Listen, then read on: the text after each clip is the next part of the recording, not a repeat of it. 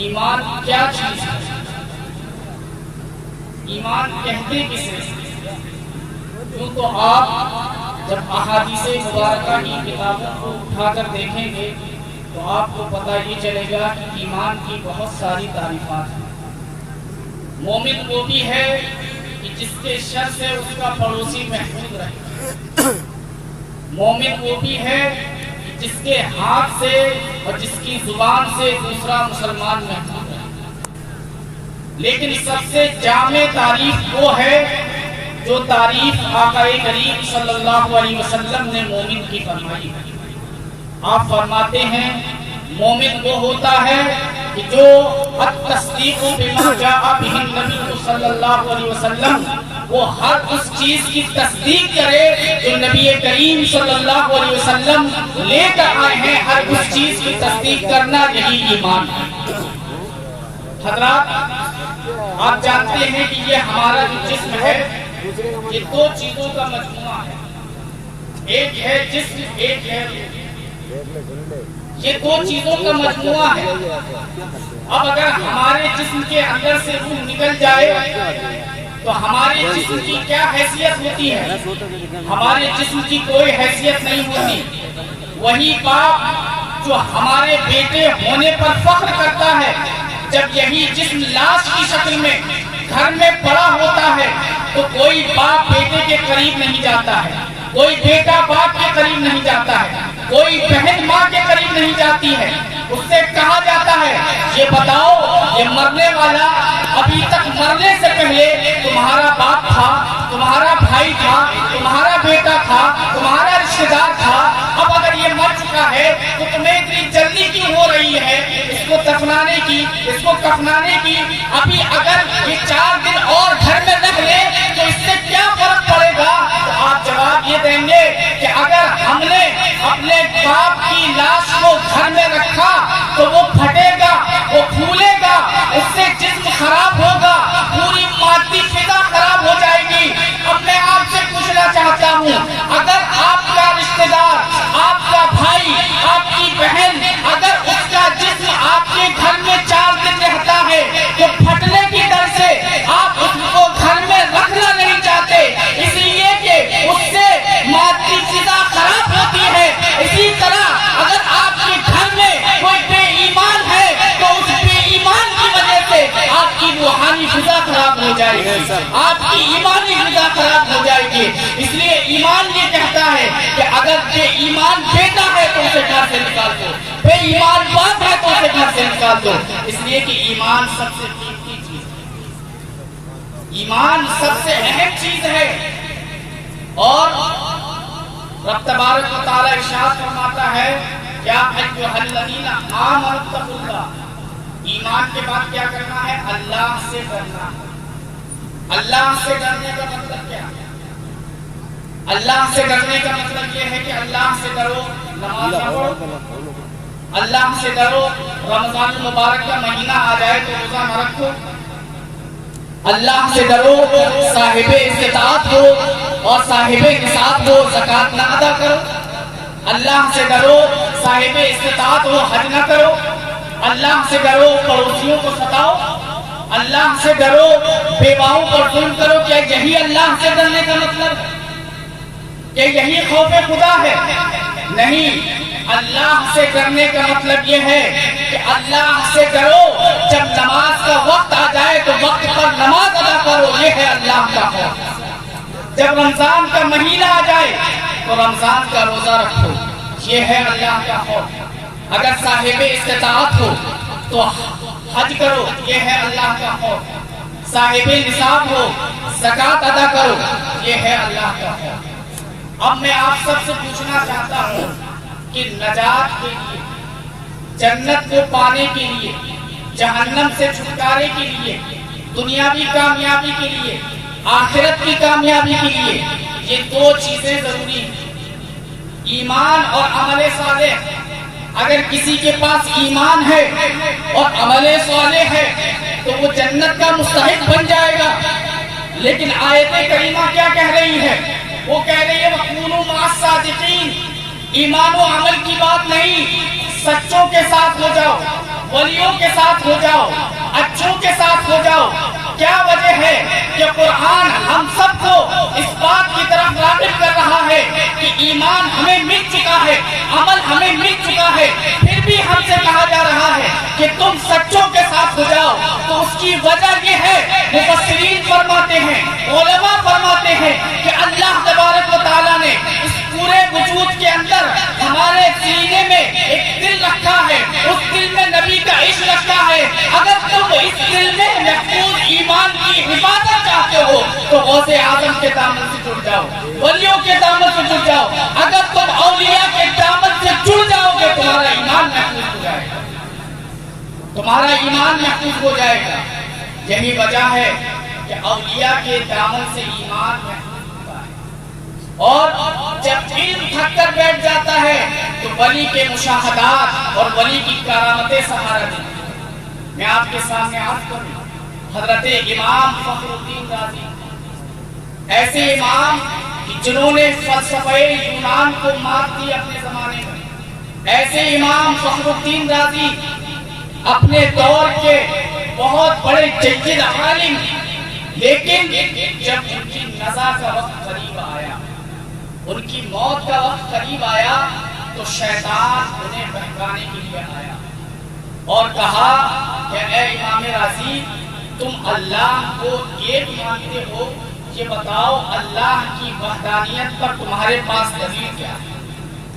तुम्हारे पास दलील क्या है? तुम किस बुनियाद पर अल्लाह को एक मानते हो?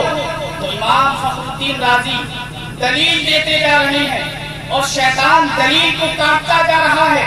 इमाम फखरुद्दीन राजी इसी हालत में हैरान और परेशान थे।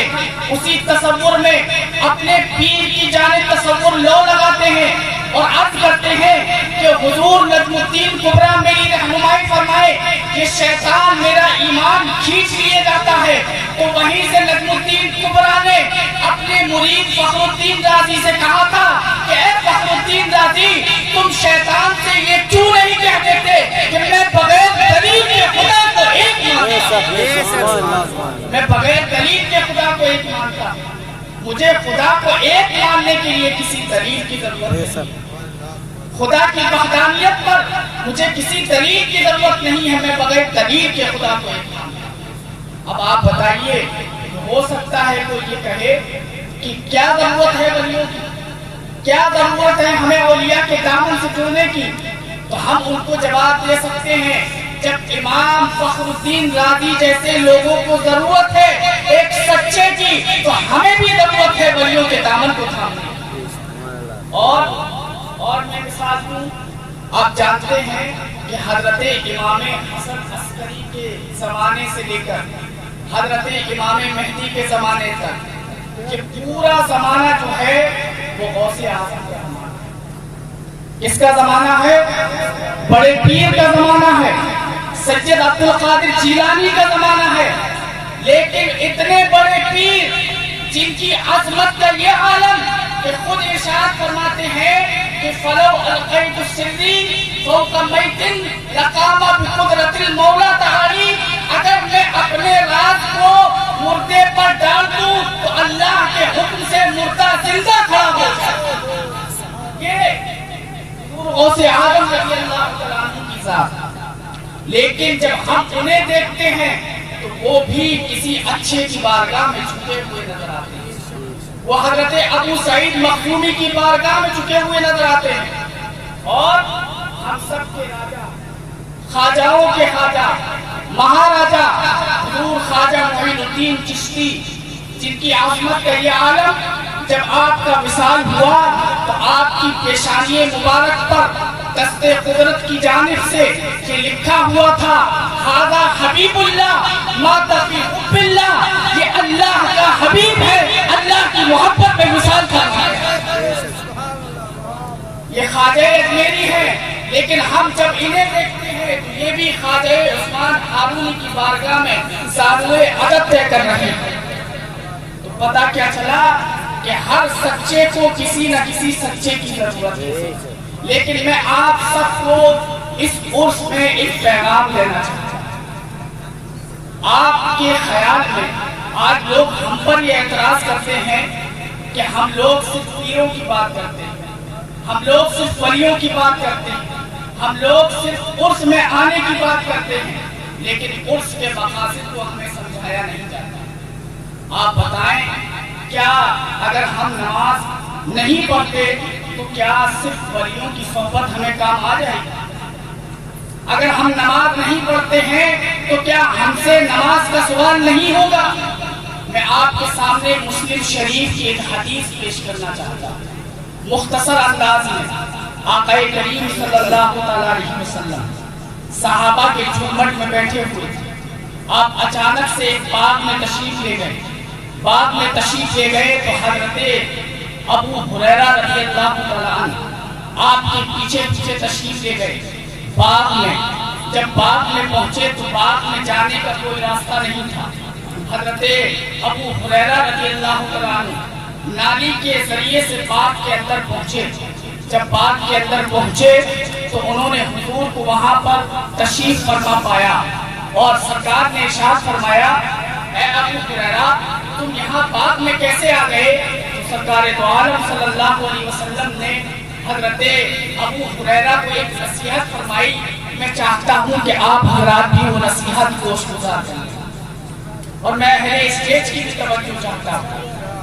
آقا کریم صلی اللہ علیہ وسلم نے ارشاد فرمایا کہ اے ابو ہریرہ جاؤ، اس دیوار کے پیچھے تمہیں جو شخص مل جائے اور وہ لا الہ الا اللہ کی دل کی سچائی کے ساتھ، دل کے یقین کے ساتھ گواہی دے دے تو تم اسے جنت کی بشارت دے دے۔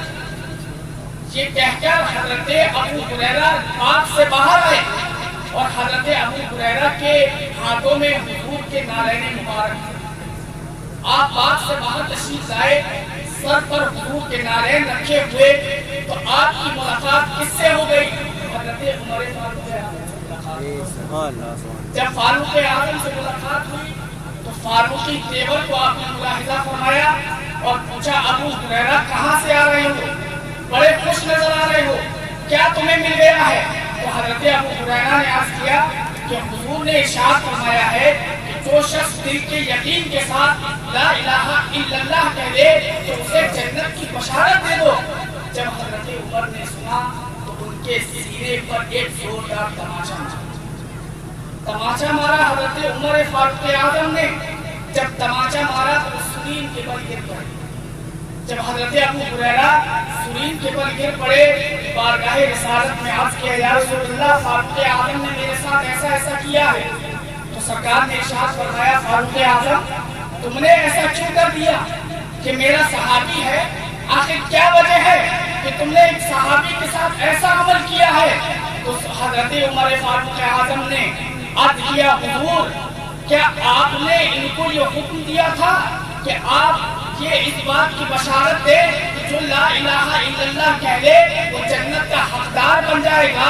تو حضرت عمر فاروق اعظم نے عرض کی، حضور ایسا نہ کیجیے، ایسا نہ کیجیے، اس لیے کہ اگر ایسا کر دیا گیا تو لوگ عمل کرنا چھوڑ دیں گے اور اسی پر بھروسہ کر کے بیٹھ جائیں گے۔ حضور لوگوں کو عمل کرنے دے، جب وہ عمل کریں گے تو جنت کے مستحق خود بن جائیں گے۔ تو لہذا آپ کو عمل کرنا ہے، عمل کے میدان میں آگے آئیے۔ اور آج حالات کتنے خراب ہیں وہ کسی سے پوشیدہ نہیں۔ ملکی حالات کتنے خراب ہیں، مسلم معاشرے کے حالات کتنے خراب ہیں، ہماری خواتین کس قدر فتنہ ارتداد میں پھنستی چلی جا رہی ہیں، اس کا آپ سب کو احساس ہے۔ سوشل میڈیا پر آپ آئے دن ملاحظہ کرتے رہتے ہیں کہ ہماری بدقسمتی کتنے عروج پر ہے، کسی سے پوشیدہ نہیں ہے۔ آپ صرف رات بھر جاگ کر جلسہ کرنے سے آپ نے اسلام کی کوئی حقانیت ثابت نہیں کری۔ رات بھر عرس منانے سے آپ بہت اچھے مسلمان نہیں بن گئے۔ آپ اچھے مسلمان تب بنیں گے کہ آپ جلسے میں بھی شریک ہو اور فجر کی نماز میں بھی آپ شریک ہو۔ آپ سچے اور پکے مسلمان کو تب بنیں گے جب آپ کے کردار سے پتہ چلے کہ ایک مسلمان جا رہا ہے۔ آپ جانتے ہیں کہ پہلے اسلام کو پھیلانے کے لیے کسی الگ سے کوئی تنظیم کی ضرورت نہیں پڑتی تھی۔ تبلیغ کی ضرورت نہیں پڑتی تھی. لوگ غوث اعظم کو دیکھ کر اس لیے ایمان لے آتے تھے کیونکہ غوث اعظم کی صورت میں انہیں پورا اسلام نظر آتا تھا, غریب نواز کی صورت میں انہیں پورا اسلام نظر آتا تھا, مختوم پاک کی صورت میں پورا اسلام نظر آتا تھا. آج ہم جس ولی کی بارگاہ میں بیٹھے ہوئے ہیں, ان کی بارگاہ میں ہمیں ان سے عقیدت اس لیے ہے کہ ان کے اندر پورا اسلام سمٹا ہوا تھا. آج اگر ہم کامیابی چاہتے ہیں تو ہمیں بھی اپنے اندر اسلام کو سمجھنا ہے. جب تک اپنے اندر آپ اسلام کو نہیں سمجھیں گے, آپ کشتی بن جائیں, سچے مومن نہیں بن سکتے, کامیاب مومن نہیں بن سکتے. رب تبارک و تعالیٰ کا فرمان ہے وَأَنْتُمُ الْأَعْلَوْنَ إِن كُنتُم مُؤْمِنِينَ, تم ہی سر بلند ہو گیا اگر تم مومن, اگر واقعی تم سچے مومن بن جاؤ تو تم ہی سر بلند ہو. یہاں پر میری خواتین بھی بیٹھی ہوئی ہیں, میں ان کے سامنے ایک حدیث پاک عرض کرنا چاہتا ہوں. آقا کریم صلی اللہ علیہ وسلم کا ارشاد پاک ہے کہ ایک عورت کی وجہ سے 4 مرد جہنم میں جائیں گے. 4 مرد جہنم میں جائیں گے. کیوں جائیں گے؟ ان کی کیا غلطی؟ نافرمانی عورت نے کی, نافرمانی خاتون نے کی, تو اس کا وبال مردوں پر کیوں آئے گا؟ تو سرکار نے ارشاد فرمایا وجہ اس کی یہ ہے کہ ایک عورت کی وجہ سے اس کا شوہر جہنم میں اس لیے جائے گا, اس لیے کہ جب اس کی عورت نافرمانی کر رہی تھی تو شوہر پر حق تھا کہ اس کو نافرمانی سے روکے, اس کے نہ روکنے کی وجہ سے وہ عورت جہنم میں ڈالی جائے گی اور اس کا شوہر بھی جہنم میں ڈالا جائے گا. وہ عورت خود میدان محشر میں کھڑے ہو کر یہ عرض کرے گی کہ مولا مجھے جہنم میں بعد میں ڈالنا, پہلے میرے باپ کو جہنم میں ڈالنا. اس لیے کہ جس وقت میں آدھا لباس پہن کر بازار میں گھومتی تھی تو میرا باپ مجھے منع نہیں کرتا, اگر وہ مجھے گھر میں روکتا تو میں رک جاتی, لہذا مجھے جہنم میں ڈالنے سے پہلے میرے باپ کو جہنم میں ڈالنا. اور وہ بھائی بھی نہیں بچ سکے گا جو اپنی بہنوں کی عصمت کی حفاظت نہیں کرتا, وہ بیٹا بھی نہیں بچے گا جو اپنی بہن کو اور اپنی ماں کو بے پردہ بازاروں میں گھومتا ہوا دیکھتا ہے. تو حضرات انہی باتوں کے ساتھ میں آپ سب سے گزارش کروں گا کہ رب تبارک و تعالیٰ کا فرمان ہے یا ایھا الذین آمنوا ادخلوا فی السلم کافہ, اے ایمان والو پورے اسلام میں داخل. یہ 2 رنگی چھوڑ دیجئے کہ کبھی ادھر کبھی ادھر, جو اچھا لگا وہ اپنا لیا اور جو اچھا نہیں لگا اسے چھوڑ دیا. ایسا کرنے سے آپ اسلام میں پورے داخل نہیں ہو پائیں گے. اسلام میں پورے داخل ہو جاؤ, اسلام کے جتنے قوانین ہیں سب پر عمل کرو, تبھی تم کامل مومن بن جاؤ گے. جب کامل مومن بن جاؤ گے تو یہی تمہاری نجات کا سامان بھی بن جائے گا, یہی تمہاری بخشش کا سامان بن جائے گا. اللہ تبارک و تعالیٰ کی بارگاہ میں دعا ہے کہ ہم سب کو عمل کی توفیق عطا فرمائے. وما علینا الا البلاغ. السلام علیکم ورحمۃ اللہ تعالیٰ وبرکاتہ.